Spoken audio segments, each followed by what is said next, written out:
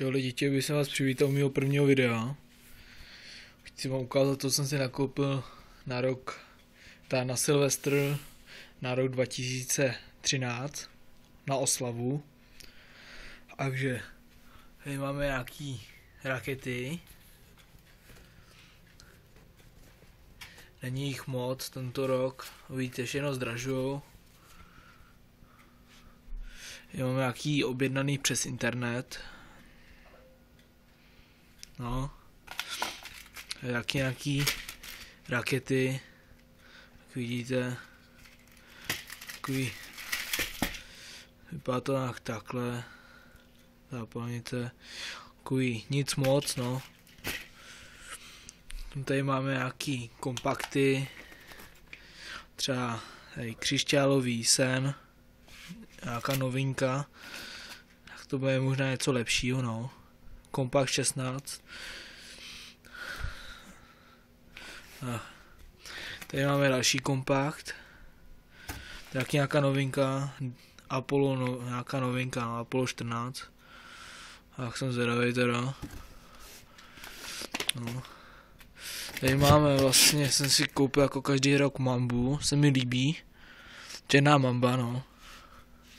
Jsem si koupil jednu, druhou, třetí. Já mám takhle 4 mamby. A jak vidíte, jak je to nějaká novinka, tak má to jednu zápalnici a druhou zápalnici, kde by jedna selhala. To samý Apollo a to samý křišťálový sen. Vyrábí se to už teďka pořád takhle. To máme nějaký raketový petardy, ještě zabalený. Takový nic moc. Takový, že je to jak normální petarda, která bouchne nějaká ve vzduchu, no. Máme takový větší kompakt, taky dražší, no, trochu Vietkong. Ještě jsem ho neměl, tak nemůžu posoudit. Vlastně je tam kompakt 16 ráno. To je starší výrobek, tak tam je jenom jedna zápalnice. Je potom další kompakt, takový ještě větší než tamten. Můžete vidět, jak jsou velký oba dva.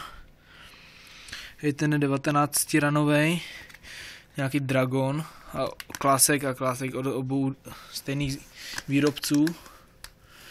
Tak jsem zvědavý, jestli mi to neurazí ruce. Tady máme nějaký super dělobůh. Jsem zvědavý, to je zase nějaká vietnamská výroba. To bude zase hovno.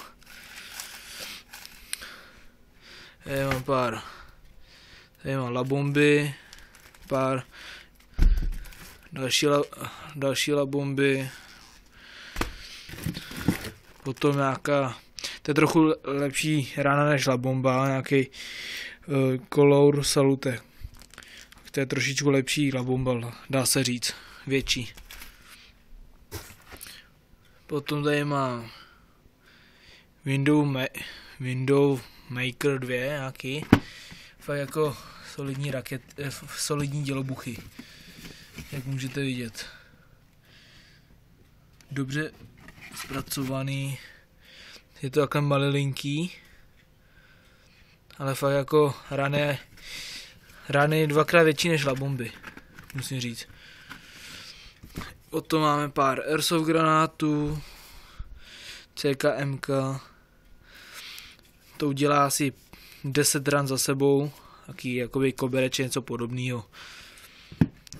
No, to všechny tady nemám ukázaný, já je mám ještě v jiný krabici, ale no, prostě mají kulový pumy, no.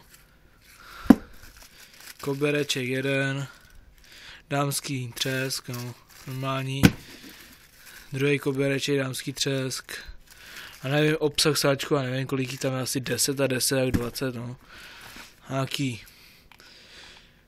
Nějaký, co to je, sršáník, on jsem dostal k tomu dárek, když je nadměrná objednávka, taky dárek, mini petarda, 60 kusů, nějaký bouchací kuličky, vosy, no, tady nějakou slunečnici, no.